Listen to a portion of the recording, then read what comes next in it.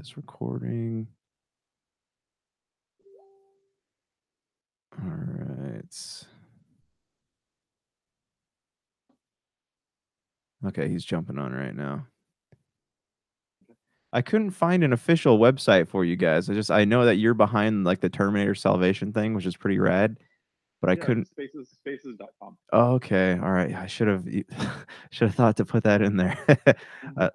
I googled you guys, and like you're in a lot of articles, but I didn't see like a. That's definitely a challenge. Spaces is like such a generic name, but yeah, we got the domain. So okay. Let's see. It's going. I test my audio levels. Anytime I start recording, I always forget something, so I'm trying to just cover all my bases here.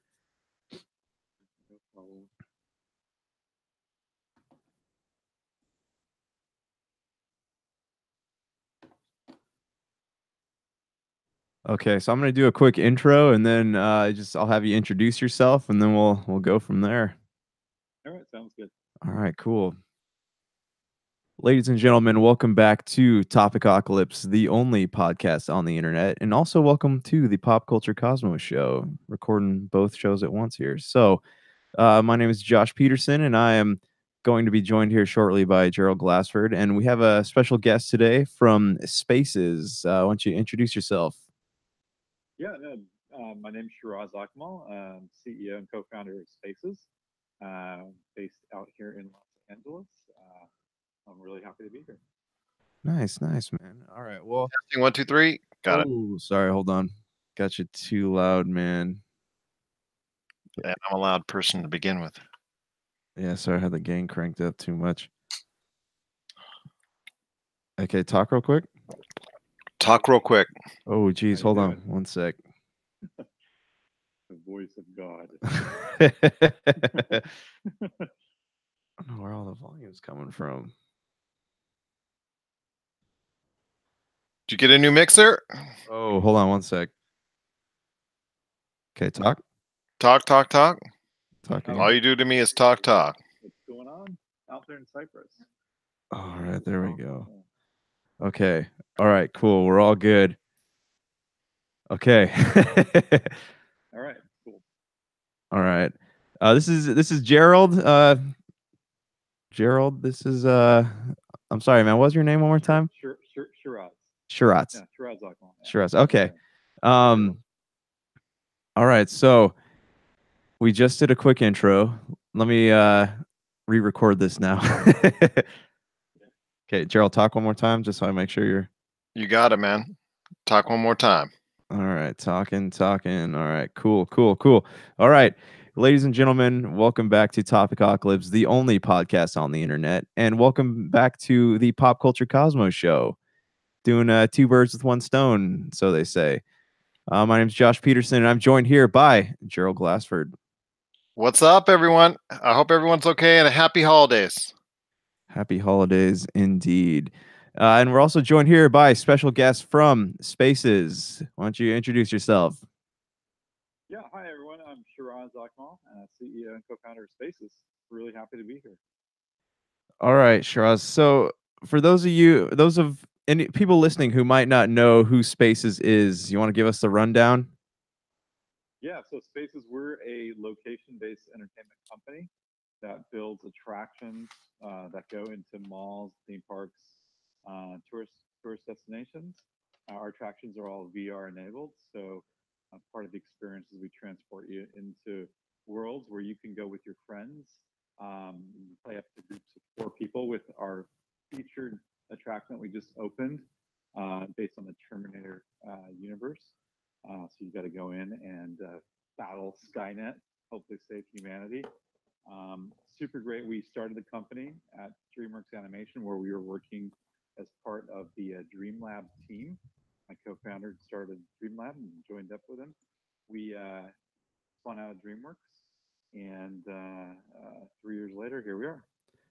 Nice. All right. So how do you feel about like where VR is right now? So I've seen the Terminator one, and it's pretty cool. And I know there's another like Star Wars one Where Yeah. how do you feel about the technology where it's at right now, and where do you think it might go? Well, look, every day I wake up and I'm trying to make this future happen that I grew up reading about and seeing in the movies. And so we're super excited because for the first time we're actually going to have people kind of step into these virtual worlds that we're making, and that's what you tried with Terminator. So I think that it's just the tip of the iceberg. It's the technology is only getting better. We've been at this for about 6 years as a team, from the pre-Oculus Kickstarter days, and the advancements with the headsets and the technology, the price points, all that's just continuing to get better and better. So really hopeful and excited. You're going to start to see larger play spaces. We like to call them like digital playgrounds, where you'll be able to have more people interacting with each other and being able to roam around large spaces. So it's all super exciting to see, and we don't see it slowing down. Nice. So the term, do you see there being like a point in time where there's some kind of thing that can track your like your feet movement, like something that might a rig that might hook up to your legs? Yeah, actually, today, right now, Terminator, we track your hands and your feet, your full body motion. So, in addition to that, we also track props and weapons in the environment. And you can pick up a gun, I can hand it to you, I can give you a high five. We had actually this 80-year-old couple come in one day, and they started ballroom dancing in the middle of the experience because they looked down, they're like they could see their feet and their hands, and so it's super immersive, and people have really great agency where they're able to feel like themselves. Nice. Yeah, because I did a I did it. Have you ever been to an escape room before? Sure. Yeah. Yeah. I did one in like downtown LA. Yeah, so I did one down there too, and it was a VR escape room, and the issue with it was that you were seated the whole time. So, like, it tracked your movements, but only so far. So, like, they're saying, "Hey, you gotta grab the ball or grab that cube over there," and most of us were just getting stuck to the ceiling and couldn't figure out how to get down. Yeah. So yeah, what we have is fully immersive in the sense that you can walk around, a space, and you can squat, you can run, you can jump, and you can touch the world. You're not seated at a chair or table. You're not tethered in any way, and it's really freeing. So I think that there's a lot of different VR out there. We're really focused on trying to be that the most cutting edge of what's possible. Hold on. Gerald, you good, man? Yeah, I'm good. I just want to. Well, you guys were having such a great conversation. I didn't want to interrupt into it, but I do want to ask when it comes to Terminator Genesis itself, why did you pick that particular license? And did you have any trouble trying to weed your way I'm not hearing through you well. because the actual Terminator movies themselves Oh, have been hold on presented to? hold on one sec. Shiraz, you're not hearing him? Just like it sounds like I can't make it out. What he's saying. Okay, how about Gerald talk? How about that? It sounds like yeah, you're like 10 rooms away. Kind of hear you. Okay, let me get him cranked back up. Sorry, guys, should have worked. Okay, talk again, Gerald. Talk again. How about that? Is that better? I don't hear Can him. you hear me now? No. This will all sound better in post. Kind of hear I hear a voice. Okay. Sorry, let me get the. Sounds like he's like in a locked in a little bottle miniaturized. Let's see. Okay, well, his question was, why the Terminator Salvation brand, and what was the process in getting it? Yeah, so I mean, number one, we're huge fans of the Terminator universe. So we fans. I mean, it's definitely one of those science fiction based experiences that kind of feels like it's possible, especially in this day and age. And it was just made for VR. So, you know, from kind of a VR perspective, what we like about it is there's this entire universe that we can kind of play around with, the whole set of films and so on. So we partnered with Skydance as well, and we're working on a series of various missions based on a variety of films leading up to the new film that's coming out, next year. And the third thing is that we really like about Terminator is, generally VR has recommendations for VR being, 7 years old and up and 10 years old and up. And coming from DreamWorks, where most of the content was very focused on young children, people of all ages, but certainly it kind of appealed to the younger kids. Terminator felt like the best IP that has a a broad audience, an audience that probably spans 30 years or so more.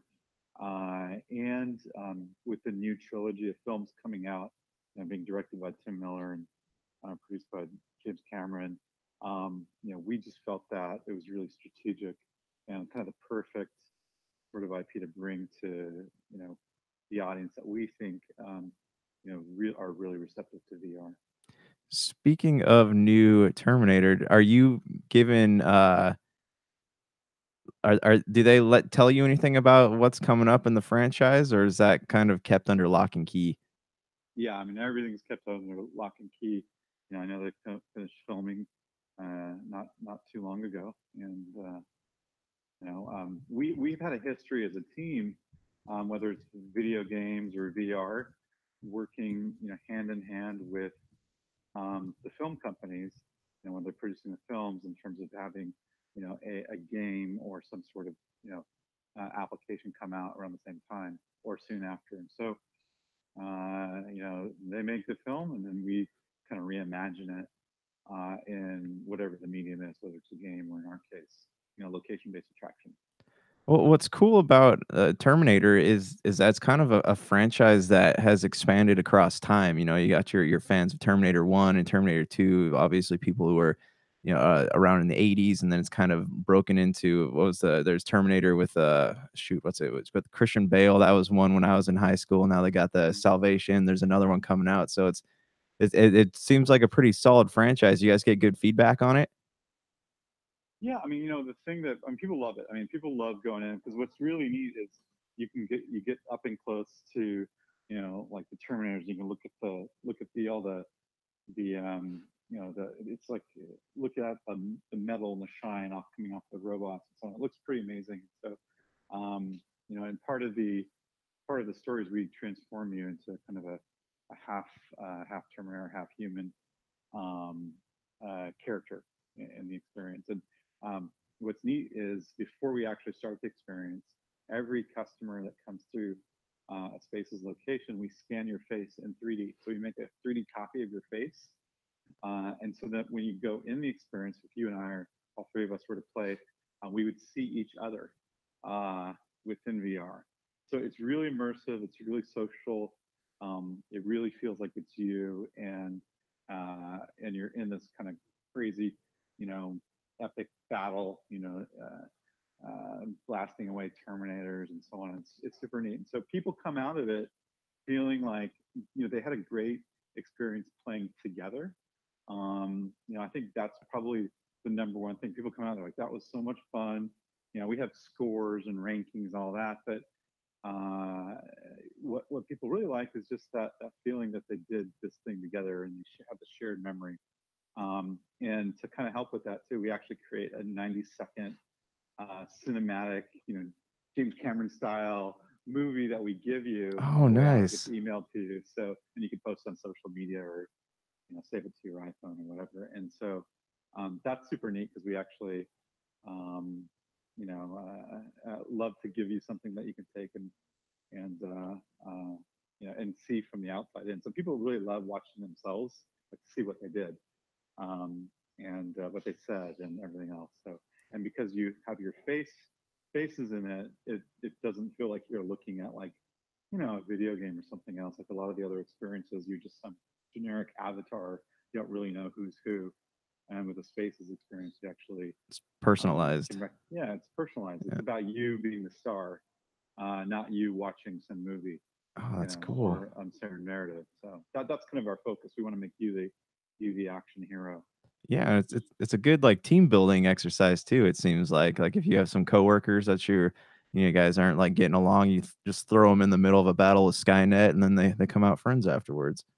Yeah, totally. It's so funny you mentioned that.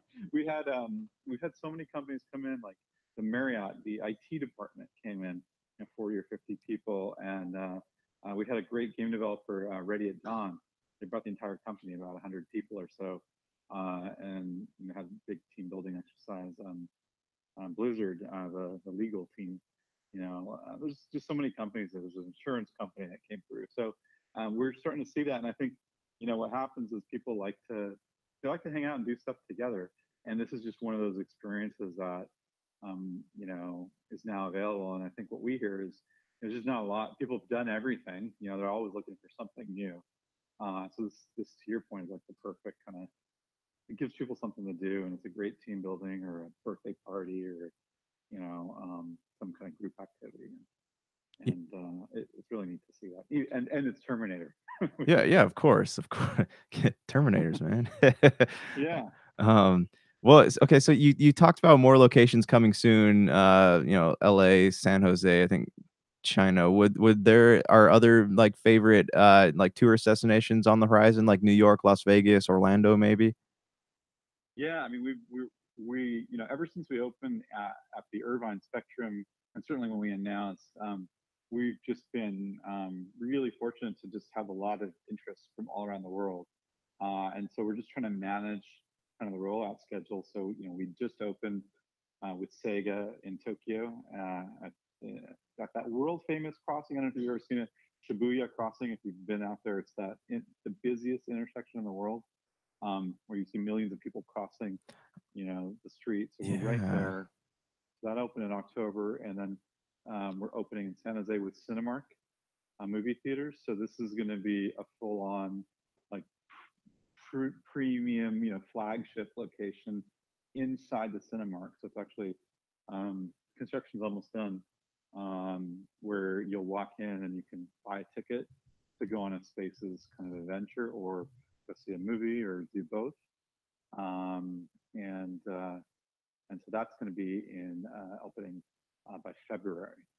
So we're super excited about that. And then beyond that, we haven't made any announcements, but certainly we're targeting all kind of the larger cities, around the world. And the ones you mentioned, certainly are on the list. We'd love to be in those cities. Yeah, 'cause I could totally picture something like that being in Las Vegas. That would be a cool experience. Yeah, absolutely. And it's interesting, like the big cities like that, where it's great, and then also, there's a lot of interest from towns and communities around the world, where certainly in the United States, where they're, they don't necessarily, like, they might have a movie theater, they might have a megaplex, but they don't have an amusement park or anything like that. And so this, in some ways, feels like kind of one of those theme park like experiences, but something that can be put in, kind of any neighborhood. And so that's what's really exciting, because we can take effectively, big empty space. It could be a big warehouse or anything like that, and then we turn that into this super interactive, social kind of group activity, and without the cost that would be kind of associated to building like a mini theme park Right. ride or something like that. So that's really exciting about the technology. I think we'll be able to bring it to more places um, that normally get overlooked, by the larger kind of amusement entertainment companies. So how do you feel about, like, where the technology's at right now? Have you d where do you, like, the PlayStation, VR, have you ever got your hands on one of those? Yeah, and we have development kits and so on. We've been working with that. So I think that the home VR devices are great. I think that they serve the purpose of, you know, delivering a great experience that you can play, in your living room or on your couch. What we see a lot is, and the graphics and experiences themselves are getting better and better, just like the game industry has always done. They're different kinds of experiences than what you might find with what we're doing, and so I think that you're starting to see different types of genres or formats emerge.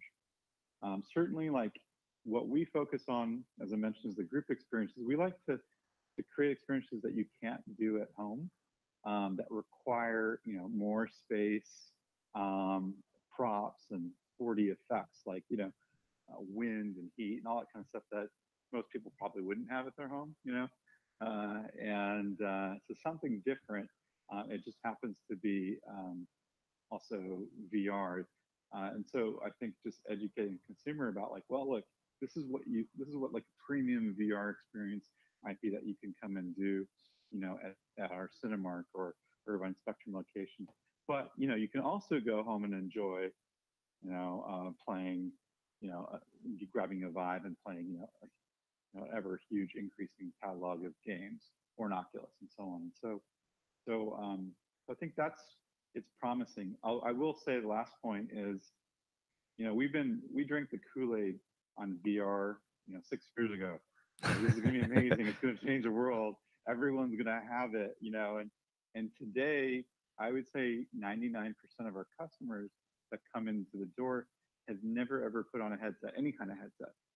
And it's surprising, even in a big city. And if you remember when VR was trying to be sold in the early days in like Best Buys and so on, I don't think too many people wanted to try to put on a headset in a Best Buy, probably Yeah. because it felt awkward. Like they're the only ones wearing a headset, and everyone in the store is looking at it. And the difference that I'm seeing with a location like ours and others is that it's comfortable to come in and put on a headset, because that's kind of what you do. It's the fun part of it. And people walk out saying, "Oh wow, this is really cool. I might actually go buy one at home." So I think that location-based VR is only going to encourage, consumers to say, "You know what, I might go ahead and pop down some money and get one at home."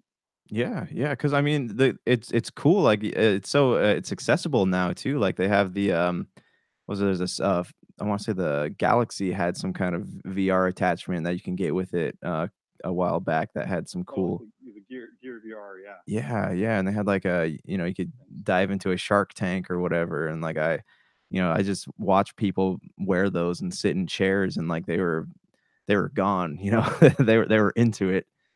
So it's Totally.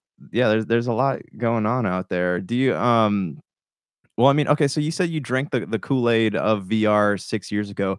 Was there ever any point along that journey where you were maybe thinking, "Oof, maybe this wasn't a good idea?" It's a good question. I mean, I think we always wanted it to happen faster, like the market to adopt it faster. And every year it felt like, oh, I guess it's going to be one more year. And so there's always this sort of hurry up and wait. We were believers, but I think that it's really hard to get people to try to put on hardware that they can barely get, that's not freely available everywhere. And so certainly I think along the way we just we just wanted everyone to try it, because we figured if you try it, you'll like it. And I think that just takes time. So from that, we realized early on that location based is probably the best way to build a business, to get it out there, because the home market was going to take a lot longer, because people aren't going to buy it until they try it. And so from when we started the company, because of kind of how long it was taking to the market, that we knew that this was the business to be in. And so that was in 2016. And today, there's a lot of excitement about location-based VR, seemingly overnight. But we're one of the few companies that saw that kind of trend from the beginning.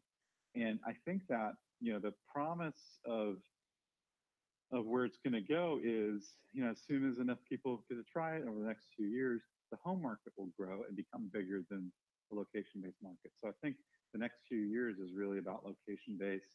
but that's going to feed into the consumer market. And so, I think that if you have kind of realistic expectations, um, you won't be as disappointed as maybe we were early on when we wanted it to happen, you know, faster than probably the world was ready for.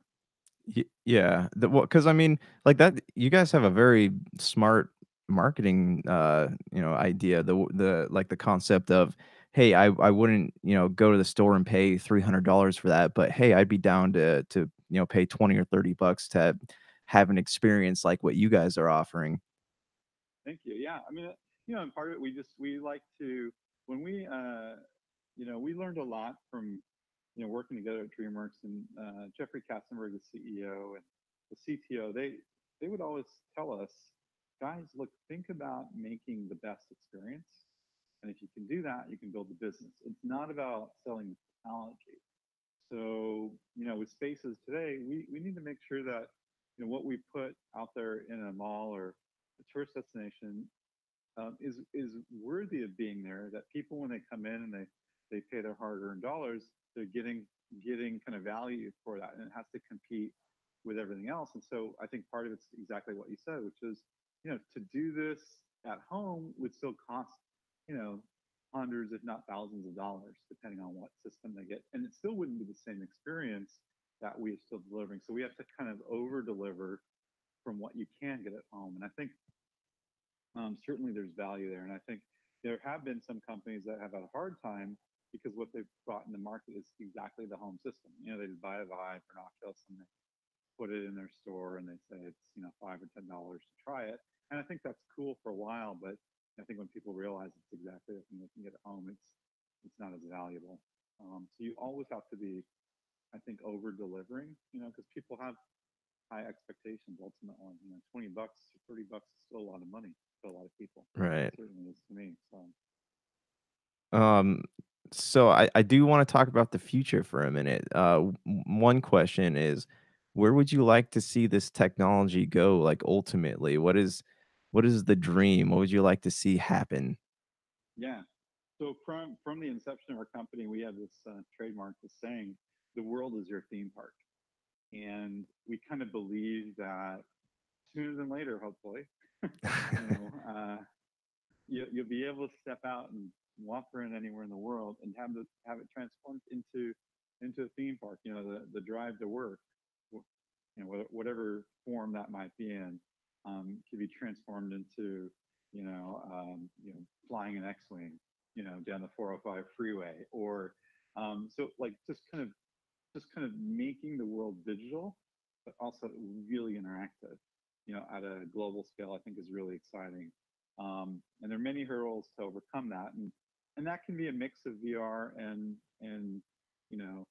mixed reality. It's kind of the definitions kind of blur together. So I think Wait, sorry, for real the quick. top, Are we talking about like augmented reality, kind of like Pokemon Go, where there's there's caches and you can interact with them?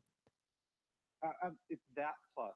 If you think about when you're wearing a headset, even some of the newer VR headsets have pass through, so you can pass through parts of the real world, like the Oculus Quest or the Vive Focus allow you to do pass throughs. You have a camera facing outwards, and it could feed that data into the headset, and you can mix it with the VR aspect of it. So you can choose as a developer to show the real world or not, or just some percentage of it. And so at that point, is it VR or is it AR? It's kind of, a combination of the two. Because that would be So that'd be cool too. yeah, so that's happening, and it's going to only get better. So then, the experiences you can build, might be something that works. If you would put on a headset and walk down the street, or it could be the same headset that runs in a theme park on an attraction ride system or something like that, a roller coaster, or N- you know, Have you a seen vehicle. the one at Six Flags where they have it's the VR headset you put on while you're on the roller coaster? Yeah, so that's like a gear VR based headset. They basically take the track and the pathway, and they create a virtual, path based on, you know, um, some experience. And so it's just they're replacing they're matching the motion of the coaster to the visuals of what you see, um, and that's cool. I think like those have actually brought a lot of attention to in addition to movies like Ready Player One. Before Ready Player One, Six Flags really kind of helped put VR on the map to lots of consumers that would otherwise have never tried it. And so I think that's a good thing. Yeah. It's early, yeah. So I think it's got a long ways to go. From our focus, we look at making those kind of experiences really interactive, really and social and group based versus just feeling like you're watching a movie. Because you guys have kind of made like a huge thing, and but so from what you're saying though, you think that this technology is still kind of in its infancy. Yeah, no, it absolutely is. So we have a couple different kinds of attraction systems. We have two products in the market today, and one is what we talk about Terminator, where you can walk around large space with groups of people. We have a theater product with National Geographic. So we have the largest VR theater in the world in Washington D.C., where they do shows where they take an entire audience of 400 people on expeditions around the world. The last show was an expedition to Antarctica. Oh wow. Yeah, and if you've ever been to Disneyland and the Jungle Cruise, you have the person kind of narrating the path, the cruise leader, if you will, taking you on this expedition and talking to you and then narrating.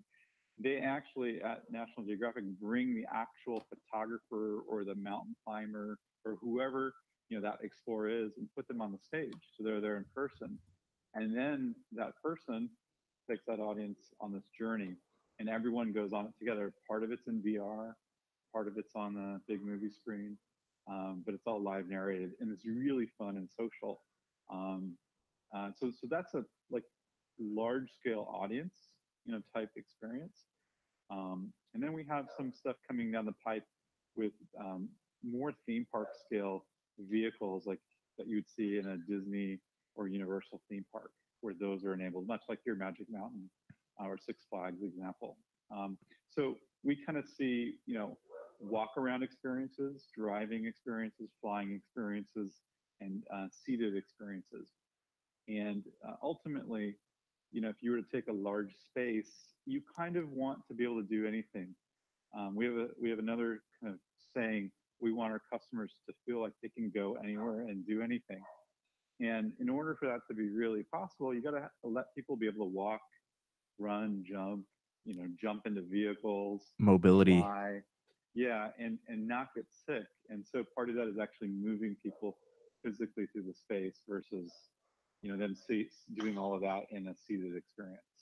So that's really important, is making sure that people feel like what they see and what they're doing all makes sense, to their body. I don't know if you've ever done one of those roller coaster experiences in VR where you're seated. Most of the time, you put on the headset, people get really sick. It's a little nauseating because you're physically sitting in one place, but your eyes are telling you you're moving, but your stomach's telling you you're not. And I had those rides at Universal Studios. There's a few of them that get me like that too. Like the Minions stuff kind of messes with me a little bit.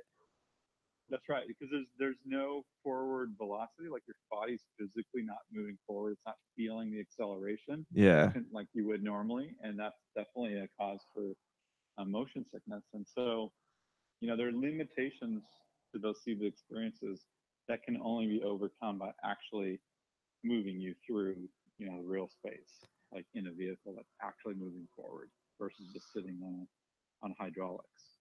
And S- so there's a whole range of new experiences that we're working to unlock to make those sorts of things like like the Minions and others like feel right in VR,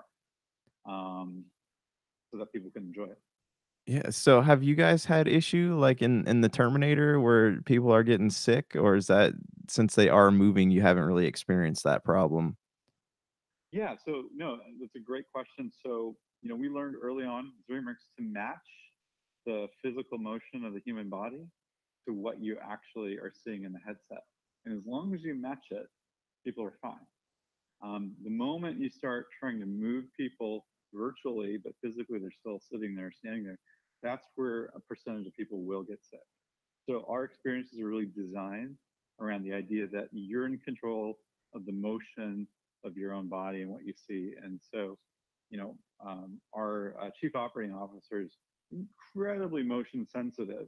And so, we there's certainly people in every company that have a range of different sensitivities. And so, at least with him, you know, um, he's fine in these sort of experiences. And certainly, our customers that do have some sort of sensitivity, you know, um, are also fine. It'd be a really bad business to build where your customers come out feeling sick. You know, So a trail of vomit coming out yeah, of the exit. yeah, that would be really bad. So from our business, like when we really, I want to make sure every customer comes out having great, and that means understanding, the limitations of the hardware and also the limitations of human physiology. Yeah. Yeah, I mean, that's yeah, 'cause that would only make the experience better, so, Yeah, yeah, don't um push it. In fact, we have a patent from our early days at DreamWorks, going back years on using vibration uh, to basically affect your inner ear, so vibrate like your seat or the ground that you're on, in order to make certain things, certain experiences feel less nauseating. And so we've spent a lot of time really thinking, studying, and implementing kind of solutions and learning along the way. And I think that ultimately we really care about people having a good time and not feeling sick. yeah. Well, okay, so I have 2 closing questions for you here, Sure. and feel free if you to not answer the first one because I understand. Any franchises that you guys are currently trying to get your hands on? Uh, I mean, well, so we certainly. I'm not going to talk about anything specific, but we have a history of working with all kinds of film IP and video game IP over the years, and I think that for us, we're really focused on you know putting out something like Terminator that's really epic, every 4 or so months, and so you can kind of expect to see some big launches, throughout the year, and the nice thing is that we're still a very independent company, and we're able to work with all the different studios. And I could say all the studios have been through Terminator and seen the other things that we have. And ultimately for us as a team, we want to pick something that we think we're going to be really passionate about, um, and be able to put the same kind of love that we put into building Terminator. Okay. So really, like, it's you're trying to not so much sell them, but you're still trying to sell other studios and kind of gaining interest in what you guys are doing, so maybe you guys could work out something in the future? No, I mean it's the opposite. I mean the studios have all offered us IP and so on. So that's been like a very fortunate position to be in. In fact, I mean we have a strategic partnership with Skydance, and I make a ton of different films. So these things take time to build. So we're very careful about choosing which IP we think will complement that. So we are working on new stuff, as we speak right now, and we're just not announcing it. Yeah, yeah. So my second question is there like a for you personally, hypothetically, is there a dream, like, movie or video game thing that you would like to work with? I mean, there's so many. I mean, I think Terminator is certainly that, and right now we're just we're busy on the new Terminator missions and things which are really exciting. And that's kind of where our heads at right now. Um, I think that what's interesting is there's what I can say outside of like things like that are like Terminator and Hollywood. We have we're a pretty diversified company. We have we've been working on this really epic Chinese fantasy experience that's going to open in China in the next half of next year, and it's been 3 years in the making, or 2.5 years or so in the making. That'll open up in a theme park, and it's very, it's like nothing like Terminator, but it's got that same production value, but based on Chinese history, in a really fun, exciting, kind of magical way. Would you say it like And more role playing ish? it's a good thing theme park scale. It's role playing. It's less role playing, more about a journey through Chinese history, and seeing those characters that people in China have grown up reading about, studying, so on, come to life. And it's more the fantasy spin on all of that. So I think it's a lot of the folklore and stories that are told, brought to life. And so that's going to be really exciting. And I think that we believe that it's nice to build experiences that can appeal to people all around the world. Yeah. And we have a very open mind to taking on projects that will bring spaces to regions of the world that may not otherwise be open-minded to having something like Terminator as an example. So people in China certainly love Terminator. So that's, Oh, cool. I mean, yeah, that's yeah. because I don't like Dave and Buster's is a they're getting some stuff in there now. It's kind of it's not VR, but it's more has like the wraparound screens. Like they have this whole Halo arcade in there now, and you sit in the gunner seat, and they got the screens wrapping around you. So it's cool to see this kind of technology growing. Yeah, I mean the Halo. I know exactly what you're talking about. That's pretty amazing. I mean, it's worth going and checking out because it's beautiful, and the screen technology and the actual just build out of the seats and so on. Just it is like you're stepping into a virtual world, but they built it out. It's super nice super pod. It reminds me of the old Star Wars battle pods, which they Oh still have. yes. That was pretty amazing. So I think with all of these, right? If you go back to the early comments, you want to deliver on the promise of whatever the IP is, or what the fans want.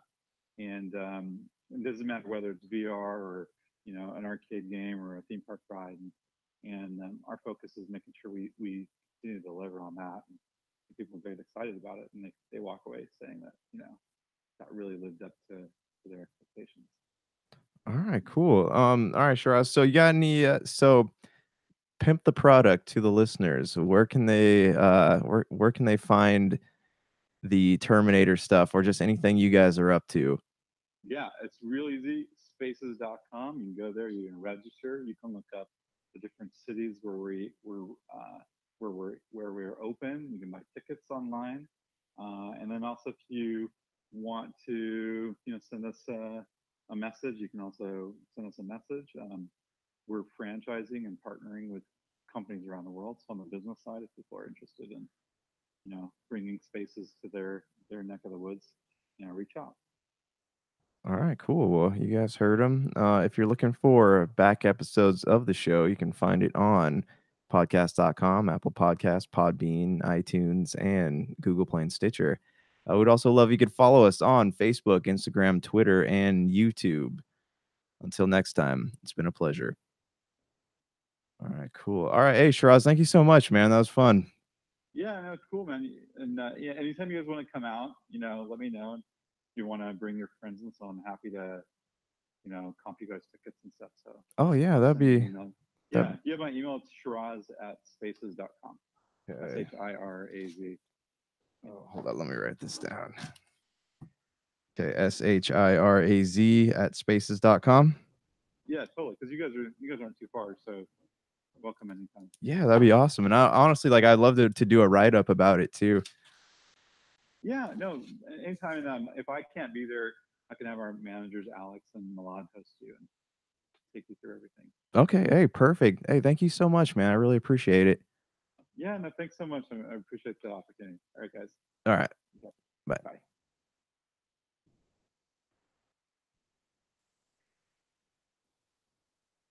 Gerald, you there?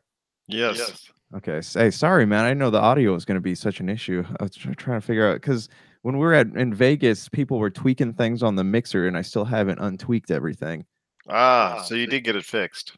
Yeah, it's working, but like the knobs are not all how they were before. So I'm slowly like finding things that weren't how they're supposed to be.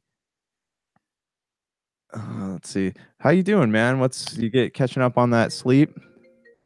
Oh, hold A little by little, so to speak. Yeah, but still, I'm working on the coffee crisis review right now, and some other things as far as going up on the site. So, and then plus, you and I record our show later tonight. So, and I've got a couple of interviews I'm gonna hopefully get underway beforehand. So, let's see what goes on. Yeah, nice, man.